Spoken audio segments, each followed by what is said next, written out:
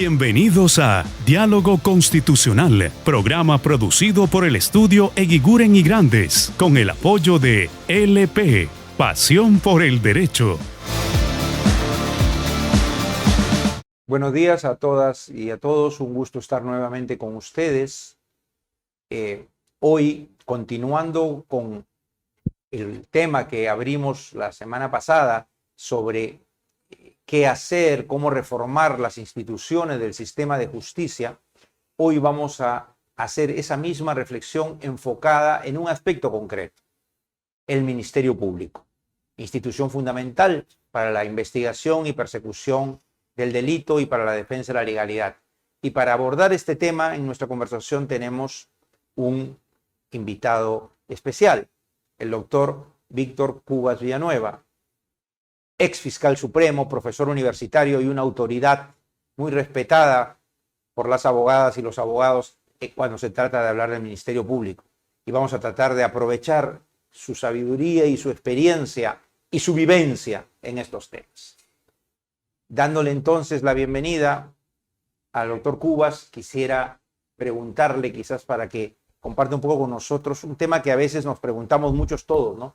¿Por qué es que en los últimos años, sobre todo de este siglo, ha sido tan frecuente la existencia de denuncias, procedimientos sancionadores, destituciones, sea en órganos como el Consejo de la Magistratura, la Junta o el propio Congreso, de fiscales supremos o de fiscales de la Nación?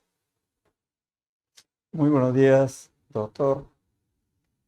Con mucho gusto, previamente agradeciendo por la invitación para participar en este importante conversatorio.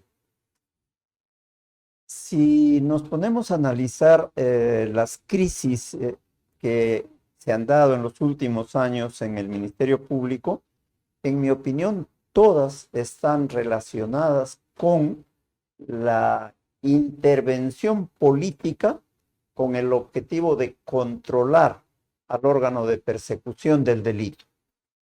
Ocurrió con ocasión de el ejercicio del cargo de fiscal de la Nación por el doctor Carlos Ramos Heredia, ¿no? Y se produjeron un conjunto de actos ilícitos que desencadenan en la investigación y en la aplicación de la más severa sanción al doctor Ramos Heredia, que lo destituyen del cargo de fiscal de la Nación y de fiscal supremo. Asume el cargo de fiscal de la Nación el doctor Pablo Sánchez, primero de manera interina y luego elegido como fiscal de la Nación para un periodo de 3 años, del 2015 al 2018. Y es un periodo de aparente normalidad. No hay mayores problemas. El Ministerio Público funciona ejerciendo sus funciones constitucionales.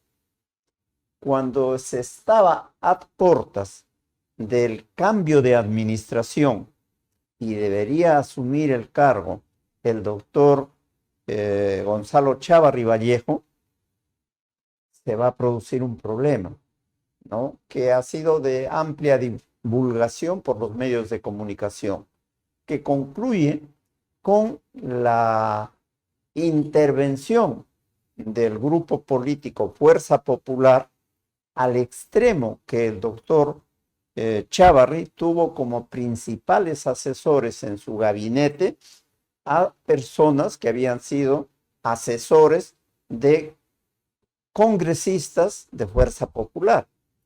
Y la crisis que genera esta intervención política en el ejercicio de la función del Ministerio Público, máxime cuando había una investigación a la agrupación política y a sus principales dirigentes, va a dar lugar, al poco tiempo de asumir el cargo, que el doctor Chávarri Vallejo tenga que renunciar. Entonces asume nuevamente el cargo de fiscal de la Nación de manera interina la doctora Zoraida Ábalos Rivera. Y al poco tiempo, a las pocas semanas, se la elige a ella como fiscal de la nación titular. Y empieza nuevamente un periodo de cierta normalidad en el ejercicio de las funciones del Ministerio Público. Sin embargo, cuando está ya por finalizar su mandato, se le formulan un conjunto de denuncias con la finalidad de inhabilitarla para el ejercicio de la función, pero sobre todo para impedir que ella pudiese ejercer adicionalmente a su mandato de 3 años, 2 años más en el ejercicio del cargo de fiscal de la nación. Y esto va a dar lugar a que la doctora tenga un conjunto de problemas, pero por otro lado, el otro fiscal titular, el doctor Pablo Sánchez, había manifestado públicamente que él no quería ejercer ningún cargo administrativo, que él podía permanecer ejerciendo el cargo de fiscal supremo titular en lo penal. Entonces allí se va a producir el concurso para selección y nombramiento, que culmina con la designación de la doctora Benavides y luego la asignación del cargo de fiscal de la nación y este periodo de crisis que desencadena su administración en el Ministerio Público. Antes de hablar casualmente de este actual caso concreto, la suspensión de la doctora Benavides, quiero yo, por transparencia, aclarar a nuestro auditorio, ¿no?, que nosotros como estudio y yo en lo personal asumí ante el Pleno del Congreso la defensa de la doctora Ábalos, donde fue, a nuestro entender, arbitrariamente inhabilitada por una consigna política, una persecución contra ella, y que también como estudio la estamos defendiendo en el proceso de amparo interpuesto contra la inhabilitación que le impuso el Congreso, por si acaso, para que no haya ningún tipo de silencio sobre eso, ¿no? Yo no sé, Pedro, continuamos con el tema de la elección de la doctora Benavides, ¿o quieres tú preguntar algo sobre esto? No, yo primero quería agradecer al profesor Cubas, es una alegría y un honor tenerlo aquí en nuestro espacio Diálogo Constitucional. El profesor ha sido nuestro profesor en la Universidad de San Marcos, lo conocemos de mucho tiempo y como bien ha dicho Pancho, pues su desempeño en la vida pública es ejemplar para muchos, ¿no? Yo quería, tal vez unido a esto, ¿no? Si uno lo ve desde fuera, ve crisis política y crisis del Ministerio Público, ¿no? Hay un paralelo. ¿Cuál es su lectura de estas crisis que están muy vinculadas a la crisis política del sistema democrático que estamos teniendo, ¿no?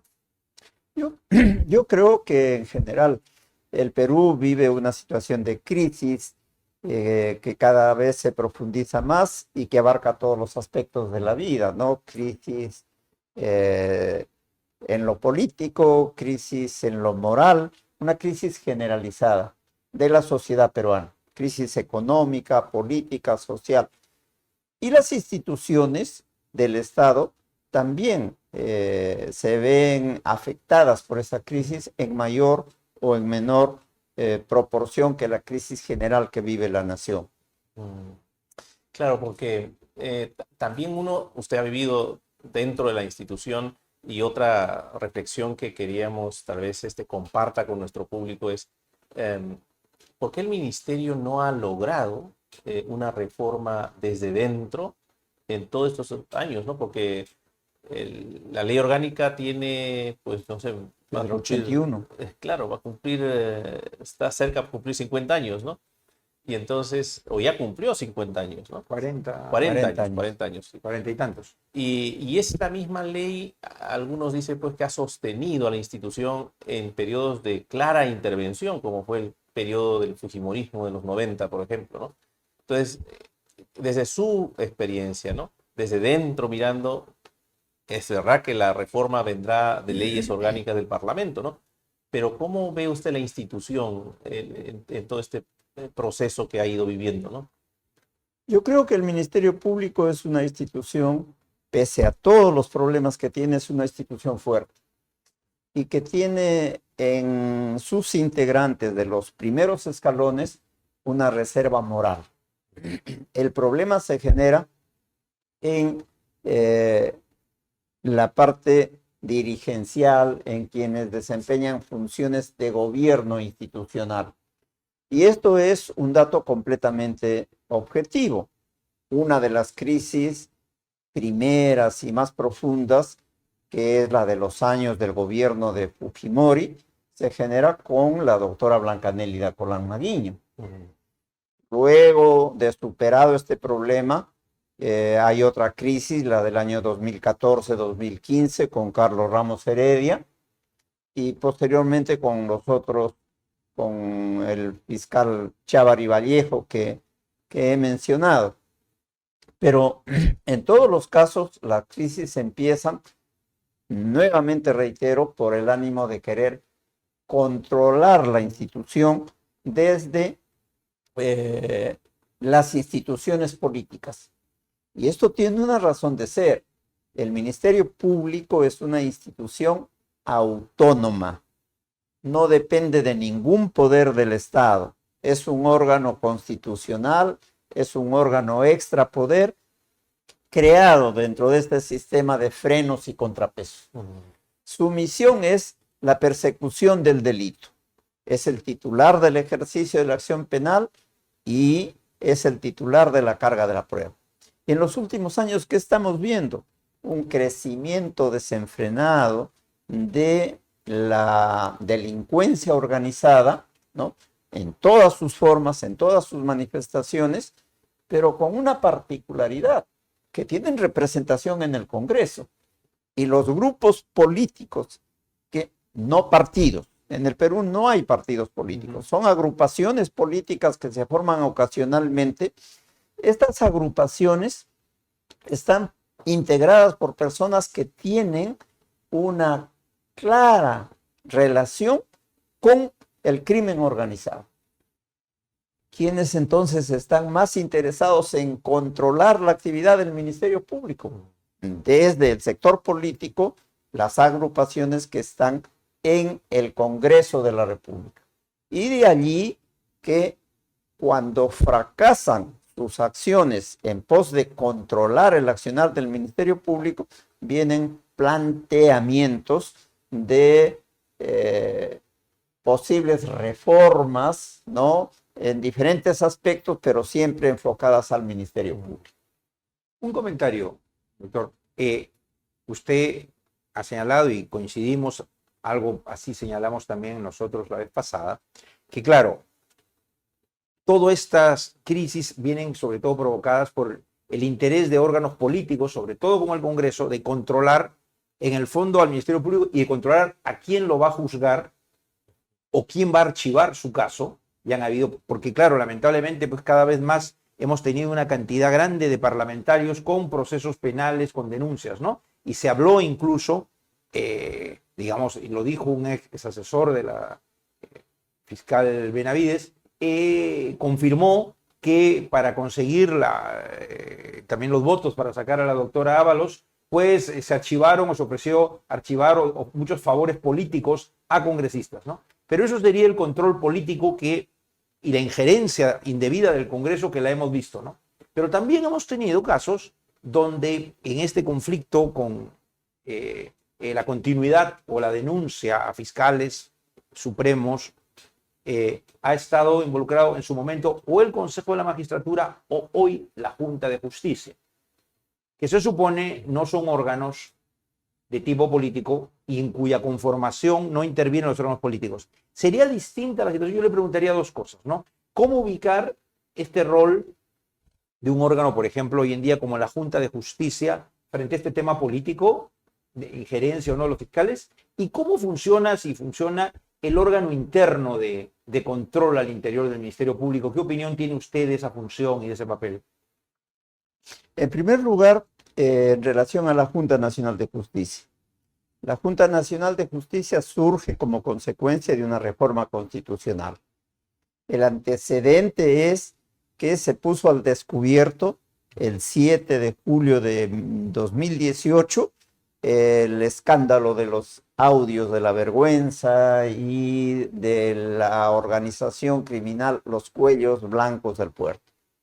Eso da lugar a conocer que había una corrupción en las altas esferas del Poder Judicial, del Ministerio Público y del Consejo Nacional de la Magistratura. Entonces se plantea la reforma, se destituye a los miembros del Consejo Nacional de la Magistratura y se propone la conformación de un nuevo organismo, Junta Nacional de Justicia. Pero además, en estas circunstancias fueron destituidos 4 fiscales supremos y un grupo que en este momento no tengo el número de vocales de la Corte Suprema. La Junta, de acuerdo a la reforma, debería estar integrada por 7 miembros nombrados por una comisión especial. La comisión especial debería estar integrada por los presidentes y directivos de los órganos encargados de administración de justicia, Poder Judicial, Ministerio Donde Público, no están los órganos políticos. Tribunal Constitucional, etc. Pero esta comisión especial que estuvo presidida por el Defensor del Pueblo empezó teniendo problemas. Hace un concurso, solamente 3 postulantes aprueban el examen para la Junta Nacional de Justicia. Arbitrariamente no se nombra a ninguno de los 3, ¿no? O se excluye a 2 de los 3, se nombra a uno y resulta que era la persona que tenía problemas y que en consecuencia no era idóneo para el ejercicio del cargo. Entonces la Junta tiene que anular el concurso y hace un nuevo concurso. En ese nuevo concurso se llega a nombrar, pero hubieron problemas que se hicieron de conocimiento público. Un problema estaba relacionado con la participación del señor Henry Ávila, que fue nombrado miembro de la Junta. No se inhibió el señor Lecaros, pese a que había tenido una relación laboral. Lecaros había sido fiscal y Ávila Herrera fiscal adjunto. No se inhibió. Pero tampoco se inhibió el Defensor del Pueblo en relación a la doctora Tumialán, que había sido funcionaria de la Defensoría del Pueblo. Entonces la Junta logra su objetivo de nombrar, pero ha incurrido en irregularidades, que en ese momento se las pasa por alto porque era necesario constituir la Junta. Constituida la Junta Nacional de Justicia, debió realizar una primera tarea, revisar, porque eso lo disponía una disposición transitoria, los nombramientos y las ratificaciones hechas en los últimos años por el Consejo Nacional de la Magistratura Defenestrada. Si hubiese cumplido con esa función, Patricia Benavides no hubiese continuado siendo fiscal, porque a la fecha está determinado, y eso se conocía desde hace tiempo, que ella había tenido relaciones con personas que están involucradas en la organización Cuellos Blancos del Puerto. Pero hay un grupo numeroso de magistrados que han estado involucrados en estos actos y que continúan ejerciendo funciones en el Ministerio Público, igual que en el Poder Judicial. Pero la Junta, por otro lado, debería nombrar y debería nombrar jueces y fiscales. Y esta tarea la ha realizado con muchísima morosidad. Han habido llamados de atención de los medios de comunicación exigiendo que la Junta cumpla sus funciones y lo ha hecho, pero reitero, con muchísima morosidad. En ese ámbito, le doy respuesta a la segunda pregunta. La Junta tenía que nombrar a las autoridades nacionales de control del Poder Judicial y del Ministerio Público. En el ámbito del Ministerio Público hace el concurso y finalmente quedan 2 candidatos en el concurso, el doctor Fernández Gerí y el doctor Angulo. Sorpresivamente, y pese a los cuestionamientos que se hicieron públicos, la Junta nombra al señor Fernández Gerí. Pero como había un cuestionamiento de que él estaría involucrado en actos de corrupción cuando ha ejercido el cargo de fiscal superior provisional, la Junta deja en suspenso la juramentación y en esta situación permanece más de 4 o 5 meses. Pero luego lo nombra, le toma juramento y lo habilita para ejercer el cargo. Y a la fecha se sabe que esta persona que tiene serios cuestionamientos en su desempeño profesional, lo que hizo es secundar los actos ilícitos que venía cometiendo la fiscal de la Nación, ahora suspendida. Entonces, la Junta Nacional de Justicia ha tenido pues un desempeño desafortunado, por lo menos en cuanto a los nombramientos de la Autoridad Nacional de Control, por un lado, y por otro, en cuanto al nombramiento de la fiscal suprema Benavides, que luego desempeña el cargo de fiscal de la Nación. Entiendo yo que usted ha participado además en las discusiones más técnicas cuando se trataba la ley que incorporó esta autoridad, ¿no? Tal vez para la audiencia, porque tengo la impresión de que no hemos discutido ampliamente esta institución, ¿no? ¿Cuál es su diagnóstico? O sea, al margen de la persona que está ahí, ¿no? Digamos, sí. Es una reforma que rompe el esquema, digamos, histórico de los órganos de control, ¿no? Empezando a responder la pregunta, los órganos de control, en principio, han sido parte de la misma institución. A nivel del Ministerio Público, la Fiscalía Suprema de Control Interno y las fiscalías descentralizadas de control interno para cada uno de los distritos fiscales. Y en Poder Judicial, la Oficina de Control de la Magistratura, a cargo de un magistrado supremo, y las oficinas distritales de control de la magistratura. Se ha cuestionado muchísimo que el desempeño de estos órganos, y el cuestionamiento ha venido en el sentido de que pese al funcionamiento se han dado serios actos de corrupción que no han sido debidamente sancionados. Con ocasión de la disolución del Consejo Nacional de la Magistratura, la formación de la Junta Nacional de Justicia, va paralelamente una propuesta de reforma de los órganos de control. Y sorpresivamente sale la ley creando la Autoridad Nacional de Control del Ministerio Público y la Autoridad Nacional de Control de Poder Judicial. La característica fundamental es de que esta Autoridad Nacional de Control sería una autoridad autónoma en lo funcional, en lo administrativo, etc. Pero en lo económico no. O sea, al final la partida es la partida del Ministerio Público. Depende de la institución. Claro. Entonces la autonomía en realidad no va a ser tal.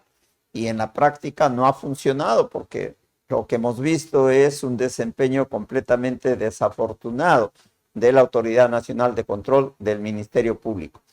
Cuando han habido otras propuestas para sustituir al órgano de control, que por la premura del tiempo no se tomaron en cuenta y se culminó con la creación de estas autoridades. Tal vez podemos, Pancho, si me permites, pasar a un último bloque. Sí, yo estaba pensando eso. Perfecto. Yo pensaba proponer como tema para un último bloque, y Pancho hará lo propio seguramente, pero es un poco la evaluación de estos equipos de investigación que hay dentro del Ministerio Público. La ciudadanía empieza a tener la impresión, porque es verdad que por un lado hay una campaña mediática de ataque también, y lo cual es real, ¿no? Pero también por otro lado, el ciudadano común y corriente se pregunta, ¿no? estos allanamientos que a veces tienen cierto impacto, ¿no? Y se ve pues la fuerza del Ministerio Público y la policía también en grupos de investigación, pero luego va diluyéndose y algunos, Eficacia. claro, ¿no? Pues La metodología, ¿no? de pronto se entera de que ya están libres todos, alguien se somete a la colaboración eficaz y el resto no termina con buenos resultados, ¿no? ¿Qué pasa desde dentro? ¿Qué se puede decir en defensa de la institución también, ¿no? El Ministerio Público es el órgano autónomo del Estado para realizar la investigación del delito. En el año 2000 se advierte la necesidad de que se constituyan equipos de investigación, porque ya comienzan las manifestaciones delictivas, pero no de delitos convencionales, sino de delitos propios del crimen organizado. Entonces se hace una modificación de la ley orgánica, estableciendo que el fiscal de la nación, dentro de sus atribuciones, puede formar equipos de investigación. Y esto fue importante. El primer equipo de investigación a nivel fiscal se constituyó en el año 2000 para conocer los delitos que se pusieron al descubierto a la caída del gobierno de Fujimori. Entonces se crea una coordinación a cargo de un fiscal superior y un número diferente de fiscalías para que se encarguen de la investigación de estos delitos. Y luego ya se ha creado otras fiscalías especializadas, ¿no? Las fiscalías de lavado de activos, las fiscalías contra el crimen organizado, las fiscalías en materia ambiental, etc. Todas ellas supuestamente especializadas. Pero acá, evidentemente que no todo funciona bien. Lo primero, que la especialización es una etiqueta y no siempre las personas que integran estos equipos conocen la materia especializada que están desempeñando. Por otro lado, estos equipos especiales realizan sus funciones y publicitan ampliamente el inicio de una investigación. Es el caso de crimen organizado. O sea, desarticulado tales bandas delictivas y se da una noticia espectacular. Pero luego no hay ningún seguimiento del desarrollo del caso y no se sabe qué pasó con esos intervenidos y cuál fue el destino del proceso penal.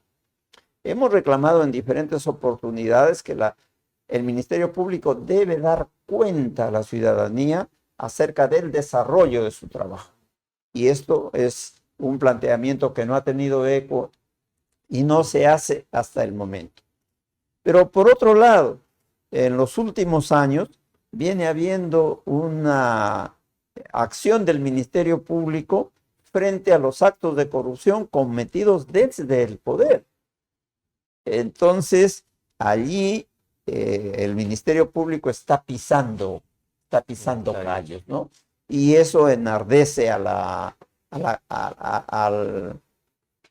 clase política, ¿no? Y se ha visto, por ejemplo, que ha habido una acción directa contra personajes que han ocupado altísimos cargos públicos, ¿no? Presidente de la República, después de Fujimori, todos. Sí.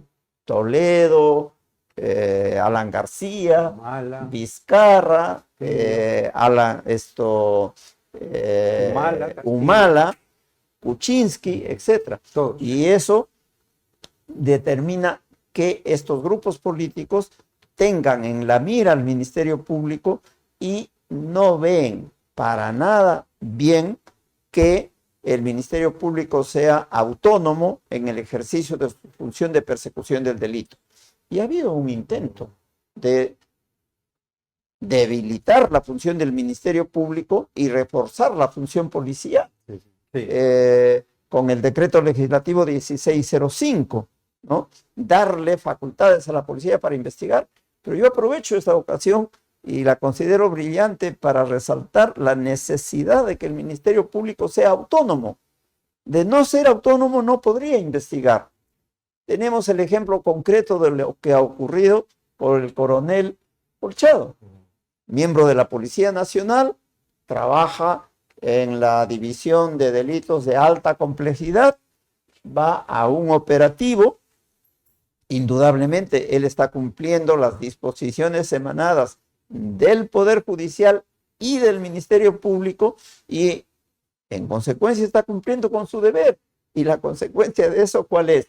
Que él está sometido a investigación, está suspendido en el ejercicio de sus funciones, pero en este momento, no solamente él, sino todos los integrantes de esa división de investigación de delitos de alta complejidad. Conclusión, si el poder político lograra que el Ministerio Público no sea autónomo y no tenga esta facultad de investigación y la delegarían a la policía, la corrupción sería exponencialmente aumentada. ¿Por qué? Porque la policía no está en condiciones de poder investigar la comisión de delitos. Y si pretendieran hacerlo, los miembros de la Policía Nacional correrían la misma suerte que está corriendo ahora el coronel Colchado. Yo, justo para terminar, quería hacer varios comentarios y preguntas. Usted responda a las que alcance el tiempo. Empiezo con algunas reflexiones y algunas preguntas, ¿no? Porque sí, yo también pensaba que esta última parte dedicarla al tema de la investigación criminal, la investigación penal del Ministerio Público, ¿no? La apuesta un poco en el esquema de la autonomía del Ministerio Público constitucionalmente supone que el Ministerio Público es el titular de la acción penal y es quien dirige la investigación penal desde su inicio. Así es. A mí me gustaría alguna reflexión un poco suya sobre esta compleja relación para dirigir y para efectuar la investigación penal entre el Ministerio Público y la policía. Porque ese ha sido un tema complejo, porque en nuestro país estuvimos acostumbrados que quien investigaba era la policía, ¿no? Pero eso nos lleva a plantear algo. Si quien dirige, está fuera de duda, es el Ministerio Público, ¿qué tan preparado están los fiscales o las fiscales para dirigir con eficacia y conocimiento la investigación? Yo decía en algún programa anterior, mi experiencia como profesor universitario, como alumno, como abogado, mi experiencia como ex director de la Academia de Magistratura, que nuestras universidades, como es natural, forman abogados. No forman ni jueces ni fiscales. Y la formación es diferente. Alguien lo tiene que hacer. Debería ser, no sé si ya lo hace, en mi tiempo no se logró, la academia o una escuela del Ministerio Público. Pero, ¿a dónde se forma la especialidad del fiscal o la fiscal para dirigir la investigación penal? Porque eso me lleva al último punto. La sensación que tiene la ciudadanía, lo decía de alguna manera Pedro, que más allá de estos operativos que son de bastante impacto, su eficacia es la que todavía no hemos evaluado, ¿no? En el Perú, lo ha dicho el sistema interamericano, se abusa, y yo creo lo mismo, se abusa de esta prisión preventiva, provisional, se abusa, ¿no? Tenemos el caso de varios ex dirigentes o dirigentes políticos, ¿no?, que han estado meses en la cárcel, más de un año, ¿no? Expresidentes o candidatos presidenciales. Se ha escuchado la sustentación fiscal para esta prisión que ha sido concedida judicialmente. Pasan meses, salen de la cárcel y los procesos, o sea, ¿cuántos casos hay conocidos? ¿Es la complejidad del caso? ¿Es la labor obstruccionista de abogados?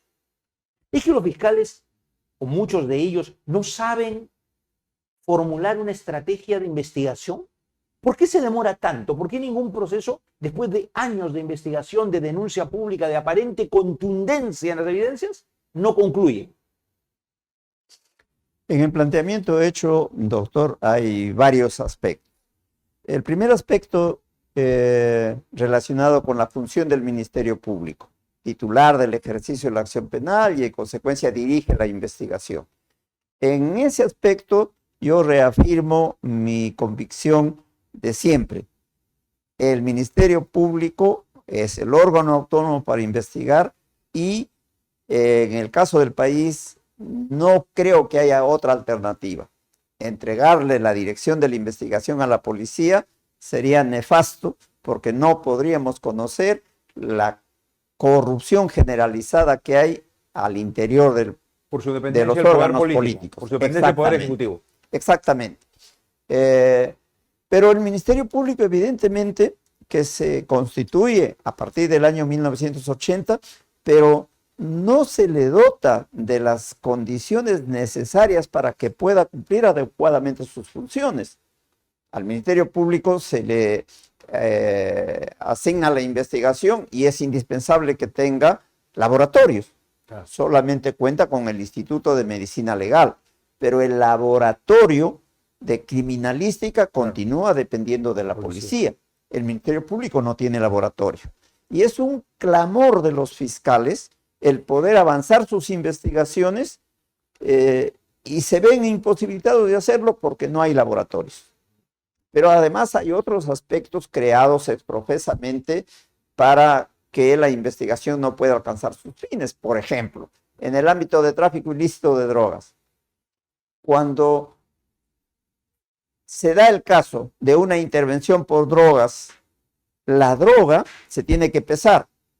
Y el único lugar donde hay balanza para pesar la droga es en Lima. O sea que tiene que trasladarse la droga desde el rincón más recóndito que haya a Lima para su pesaje. Lo cual es absurdo. El Estado no puede comprar una balanza de precisión, media docena de balanzas de precisión para que hayan en laboratorios regionales. Eso ya es dramático, ¿no? Pero por otro lado, no tiene laboratorios de ciencias forenses. Claro.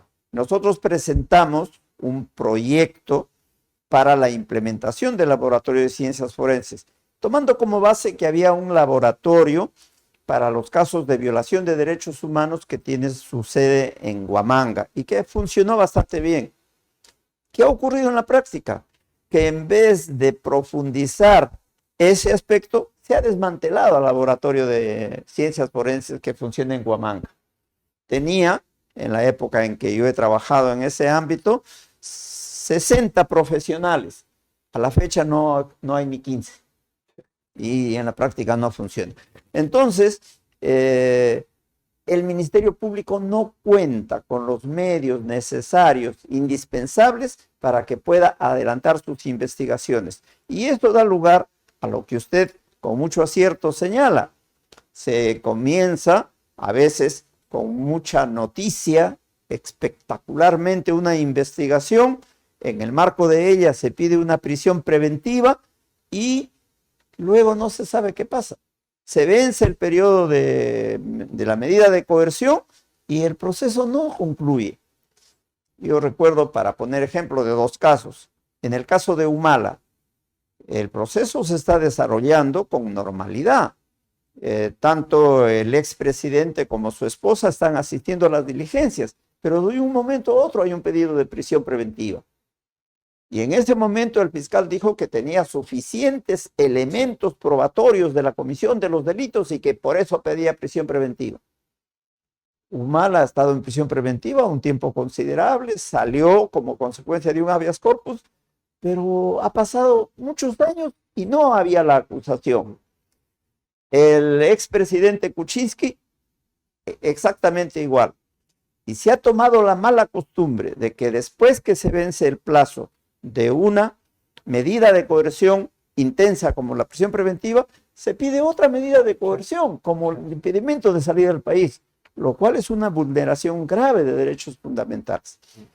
Pero eso es, porque ya podemos ir a un plano ahí jurídico, ¿no? Ya no es la logística, porque las imputaciones a veces de corrupción a estos personajes políticos no son pues directamente de drogas ni pruebas forenses, son ya de eventual corrupción política y de sustentación jurídica. Y esa parte jurídica, esa parte de la argumentación jurídica, ¿por qué se hace tan larga?